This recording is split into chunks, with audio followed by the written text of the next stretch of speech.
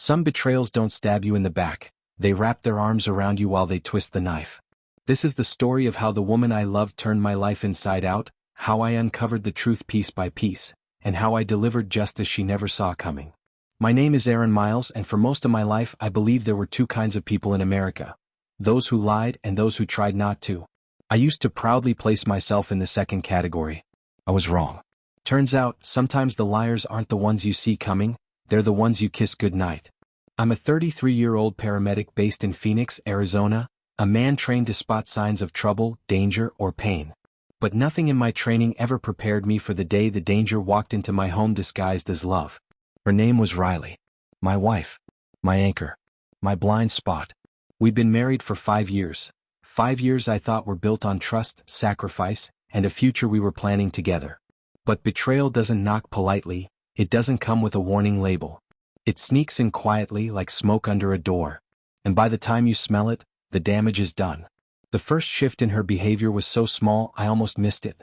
She had always been warm, the kind of woman who kissed me goodbye even if we argued the night before. But one morning she simply said, "See you later," grabbed her purse and left. No kisses. No eye contact. Just gone. I chalked it up to stress. Her marketing job has been demanding lately. Late nights. Tight deadlines. I wanted to believe it. But then came the second shift. And the third. And suddenly I was living with someone who felt like a polite stranger. She started guarding her phone like it was a newborn. Turning it face down. Taking it to the bathroom.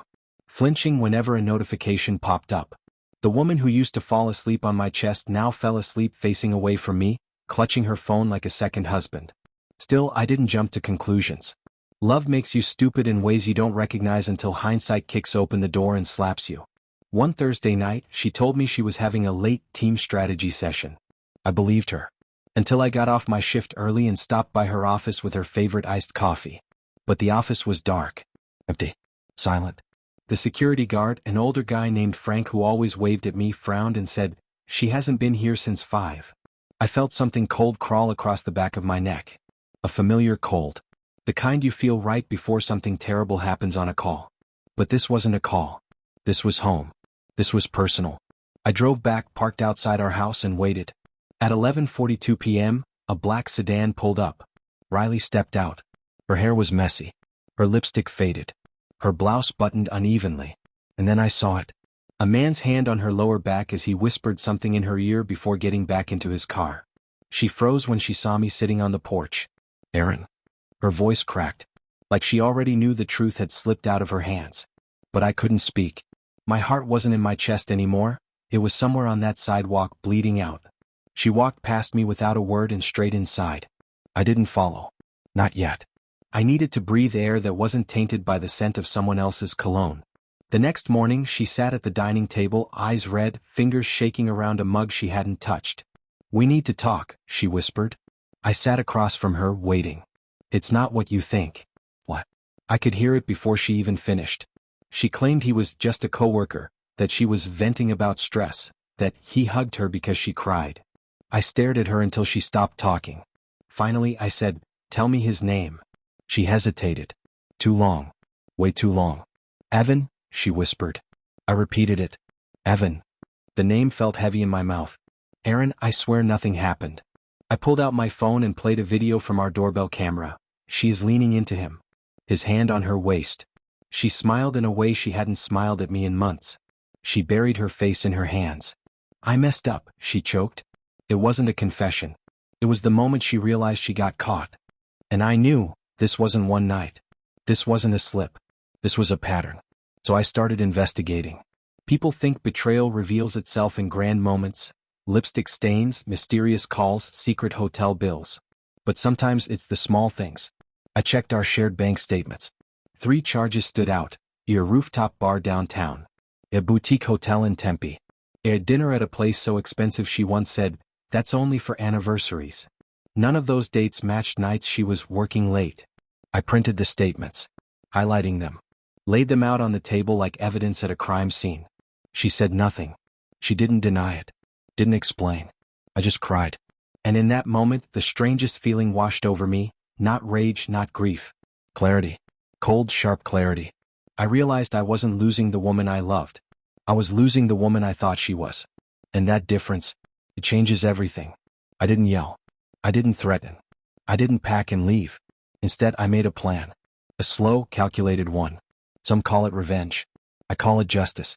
I contacted an attorney. Arizona is a community property state.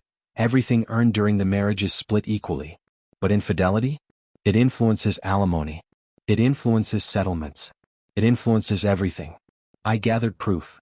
Hotel receipts, text logs, doorbell footage, financial inconsistencies, her calendar entries. I moved quietly, strategically, documenting everything without confronting her again. All while she thought I was processing. She had no idea I was building a case strong enough to shatter every lie she ever told. 2 weeks later she broke. Collapsed on the couch and sobbed until her voice went hoarse. I ended it, she whispered. It was a mistake. Please, can we fix this? I sat across from her, calm.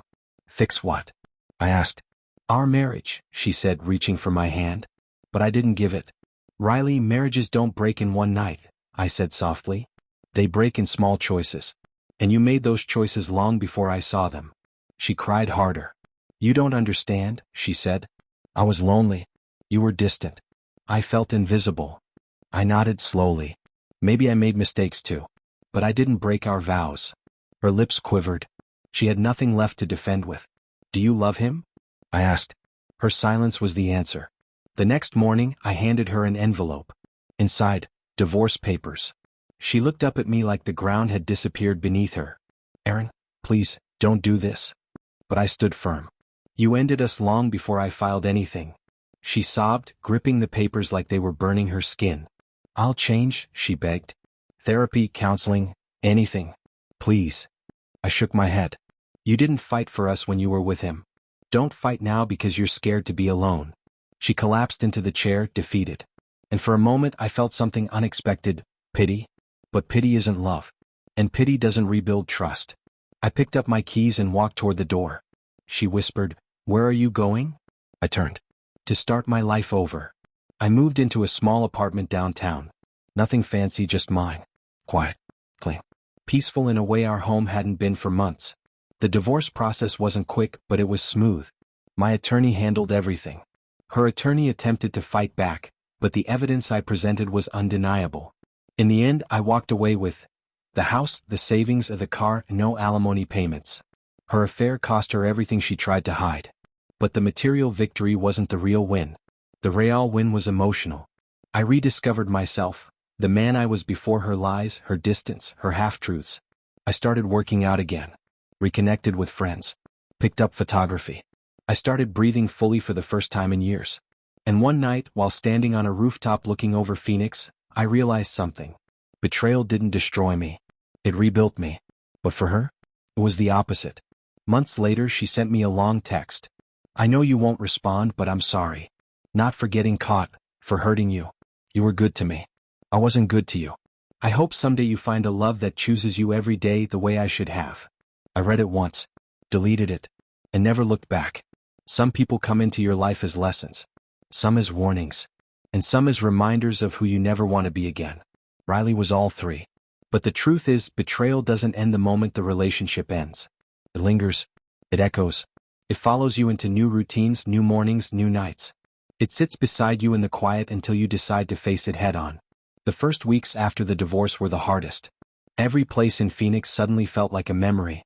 The grocery store where we used to argue about cereal brands. The park where she once promised me we'd grow old together. The cafe where she filled out job applications while I told her she was capable of anything. Everything felt like a ghost town with all the lights on. But the strangest thing? The more distance I put between myself and the betrayal, the clearer everything became. I realized how long I'd been living on autopilot, how much I'd ignored my own needs to keep her happy, how many subtle red flags I chalked up to stress, hormones, work pressure, anything but the truth. I wasn't blind. I was hopeful. There's a difference. Hope can be a poison when you give it to the wrong person. One night, I met up with my best friend, Marcus, at a small sports bar near downtown. He had been one of the few people who suspected something was off months before I was ready to admit it. As we sat there with beers in hand, he said something that stuck with me. Man, you didn't lose her. She lost you. You showed up. You loved hard. She's the one who couldn't hold that.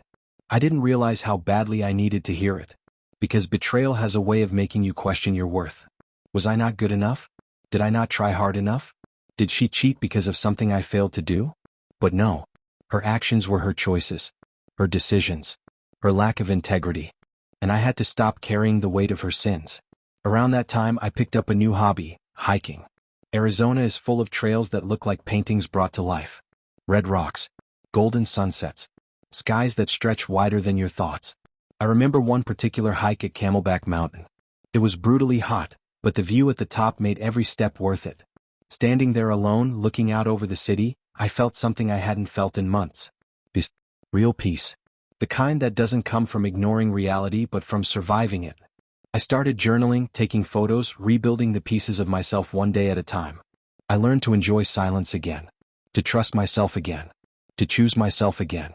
And then something unexpected happened. About 7 months after the divorce, I ran into Riley at a grocery store. She looked smaller somehow, like life had taken something from her. She approached me with a hesitant smile, the kind of smile people use when they're hoping for forgiveness but know they don't deserve it. "Aaron, you look good," she said softly. "Thank you," I replied, keeping my distance. "I'm glad you're doing okay," she said, eyes shining with guilt. But here's the thing, I didn't feel angry. I didn't feel sadness. I didn't feel the urge to ask, why me? I felt nothing. Absolutely nothing. And that was the most powerful feeling of all. Because healing isn't when you forget what happened.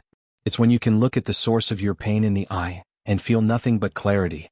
As I walked past her, leaving her standing there with regret weighing her down, I realized I had finally taken back my power. Her betrayal didn't break me. It woke me up. It forced me to rebuild a version of myself that was stronger, wiser, and more grounded than ever before. And that's the thing about betrayal, it teaches you the most important lesson of all. Sometimes the worst person you ever meet is the one who teaches you how to finally love yourself. Betrayal doesn't always leave scars you can see. Sometimes it leaves you wiser, sharper, stronger. Sometimes it forces you to rebuild the parts of yourself you neglected while loving the wrong person. And sometimes, it leads you back to yourself. So if you're watching this, remember, trust isn't something you demand, it's something you earn. And when someone breaks it, you get to decide whether it destroys you or frees you. I chose freedom. And it saved my life. If this story touched you, inspired you, or made you feel something real, please like, subscribe, share, and comment your thoughts below. Your support helps us grow, and together let's reach 5,000 subscribers. Your engagement means the world to us. Thank you for reading. This is Betrayal Nation. Visit our channel every day for more true, powerful betrayal stories.